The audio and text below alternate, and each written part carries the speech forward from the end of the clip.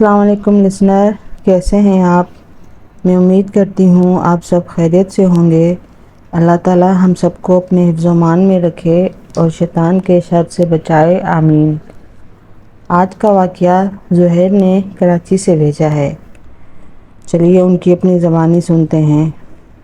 وہ کہتے ہیں، میں ایک ٹیلی مارکیٹنگ یعنی کال سینٹر میں جاب کرتا ہوں۔ کال سینٹر اکثر رات میں ہی کام کرتے ہیں کیونکہ یہ تمام کال سینٹر لندن، امریکہ وغیرہ سے کنیکٹ ہوتے ہیں، جہاں دن اور رات کا فرق ہوتا ہے۔ یعنی اگر وہاں دن ہے تو یہاں رات ہوگی، اسی لیے یہ سینٹر رات میں ہی کام کرتے ہیں۔ میں جس کال سینٹر میں کام کرتا ہوں وہ 3 منزلہ بلڈنگ پر مشتمل ہے۔ فرسٹ فلور پر کسی اسٹیٹ ایجنٹ کا آفس ہے، سیکنڈ فلور خالی ہے اور تھرڈ فلور پہ ہمارا کال سینٹر ہے۔ ہمارے کال سینٹر میں کل 8 افراد کام کرتے ہیں۔ باس آتے ہیں اور ہمیں ٹاسک وغیرہ دے کر چلے جاتے ہیں۔ ہر لڑکے کو اپنا ٹاسک اپنے وقت پر کمپلیٹ کرنا ہوتا ہے۔ اگر وہ ٹاسک جلدی کمپلیٹ کر لیتے ہیں تو وہ گھر چلے جاتے ہیں۔ اس دن کافی لڑکوں کا ٹاسک تقریباً جلدی مکمل ہو گیا۔ ایسا ہوتا تو نہیں ہے، لیکن اس دن ایسا ہی ہوا۔ وہ اپنا کام کر کر چلے گئے۔ ہم 3 لڑکے آفس میں رہ گئے۔ میں اپنے کسٹمر سے بات چیت کر رہا تھا تو میرا ایک کوورکر واش روم کی طرف جاتا ہوا نظر آیا۔ کافی دیر گزر جانے کے بعد بھی وہ واپس نہیں آیا تو میں نے اپنے ساتھی سے کہا، یار چلو چل کے دیکھتے ہیں کیا مسئلہ ہو گیا ہے۔ کافی دیر ہو گئی ہے، ہمارا وہ ساتھی واپس نہیں آیا۔ ہم وہاں گئے، ہم نے اسے کافی آوازیں دیں مگر اندر سے کوئی جواب نہ آیا۔ واش روم کا دروازہ دھکیلا تو وہ کھل گیا مگر اندر کوئی بھی نہ تھا۔ آفس کا مین دروازہ اندر سے لاک تھا۔ ہمارا ساتھی باہر بھی نہیں گیا تھا۔ ہم نے پورے آفس میں اسے دیکھ لیا، وہ ہمیں کہیں بھی نہ ملا۔ پھر ہم نے سوچا شاید گھر چلا گیا ہوگا۔ اب آفس میں ہم 2 ہی افراد رہ گئے تھے۔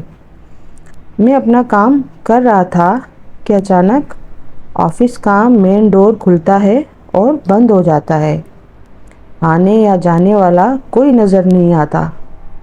ہمیں تھوڑا خوف محسوس ہوتا ہے کہ دروازہ پھر کھلتا ہے۔ اس بار ایک 10 سالہ بچہ ہاتھ میں بال لیے کھڑا ہوتا ہے اور ہماری طرف دیکھ کر کہتا ہے، انکل آپ میرے ساتھ بال کھیلیں گے؟ ہمیں بڑی حیرت ہوتی ہے کہ رات کے اس پہر یہ بچہ کہاں سے آیا۔ ہمارا آفس کمرشل ایریا میں تھا، دور دور تک کوئی رہائشی آبادی نہ تھی کہ ابھی ہم یہ سوچ ہی رہے ہوتے ہیں کہ لائٹ چلی جاتی ہے۔ جنریٹر باہر کوریڈور میں پڑا تھا اور دروازے میں وہ بچہ کھڑا تھا۔ میں نے موبائل کی ٹارچ آن کی تو وہ بچہ دروازے میں اب نہ تھا۔ ہمیں عجیب سی وائبس آ رہی تھیں۔ میں نے اپنے ساتھی سے کہا، چلو جنریٹر آن کرتے ہیں۔ پہلے تو اس نے خوف کی وجہ سے منع کر دیا۔ میرے اصرار کرنے پر کہ کب تک اندھیرے میں بیٹھے رہیں گے وہ راضی ہو گیا۔ ہم باہر نکلے تو اندھیرا تھا۔ میں نے موبائل کی ٹارچ روشن کی تو ہم آگے بڑھنے لگے۔ سیڑھیوں سے ایسا لگا کافی سارے لوگ اوپر آ رہے ہیں۔ ان کی باتیں کرنے اور ہنسنے بولنے کی آوازیں آ رہی تھیں۔ ہم جنریٹر کی طرف چلے گئے، جنریٹر اسٹارٹ کرنے لگے مگر جنریٹر اسٹارٹ نہ ہوا۔ ہمیں حیرت ہو رہی تھی کہ جن لوگوں کی آوازیں آ رہی ہیں کیا ابھی تک انہوں نے راستہ طے نہیں کیا؟ آوازیں تو سیڑھیوں سے ہی آ رہی تھیں۔ کتنے میں ہم سیڑھیوں کی طرف دیکھتے ہیں تو دوبارہ وہی بچہ کھڑا نظر آتا ہے۔ وہ ہماری طرف ہی دیکھ رہا ہوتا ہے کہ میرا ساتھی جو میرے ساتھ کھڑا ہوا تھا، اندھیرے میں اس کی خوفزدہ آواز آتی ہے۔ وہ مجھے کہتا ہے کوئی میری شرٹ کھینچ رہا ہے۔ میں موبائل کی روشنی نیچے کی طرف مارتا ہوں تو ہماری روح فنا ہو جاتی ہے۔ نیچے زمین پر ایک عورت پالتی پالتی مارے بیٹھی تھی۔ اس کے پورے چہرے پر بال بکھرے ہوئے تھے اور وہ میرے ساتھی کی شرٹ کھینچ رہی تھی۔ یہ دیکھتے ہی ہم چیختے چلاتے ہوئے آفس کے اندر بھاگتے ہیں اور دروازہ اندر سے لاک کر کر بیٹھ جاتے ہیں۔ ہمارے حواس قابو میں نہیں تھے، ہم بہت خوف زدہ تھے۔ تھوڑی ہی دیر ہوئی تھی ہمیں بیٹھے ہوئے کہ دروازے کا لاک خود بخود کھل جاتا ہے اور دروازے پہ وہی عورت کھڑی نظر آتی ہے۔ وہ ایسے چل رہی تھی جیسے اس کے قدم زمین پہ نہیں بلکہ ہوا میں ہوں۔ ہمیں ایسا محسوس ہوتا ہے جیسے کوئی ہمارے پیچھے کھڑا تیز تیز سانسیں لے رہا ہے۔ اس کے سانسوں کی آواز ہم دونوں کو سنائی دے رہی تھی۔ ہم خوف سے ایک دوسرے کا ہاتھ پکڑے کھڑے تھے۔ پیچھے دیکھنے کی کسی کی بھی ہمت نہ ہوئی تھی کہ اتنے میں مجھے کوئی پکڑ کر ہوا میں معلق کر دیتا ہے۔ میرا ساتھی یہ دیکھ کر چیخنے لگتا ہے اور وہ عورت بھیانک طریقے سے کہکے لگا رہی ہوتی ہے۔ میں جب موبائل کی روشنی سامنے کی طرف مارتا ہوں تو اس عورت کے ہاتھ اتنے لمبے ہو چکے ہوتے ہیں کہ وہ اسی جگہ کھڑے کھڑے مجھے ہوا میں اس نے معلق کر دیا تھا۔ اس کی آنکھیں گہری سرخ تھیں۔ اس کے چہرے پہ اور کچھ نہ تھا، نہ ناک نہ ہی منہ، پورے چہرے پہ صرف آنکھ تھی۔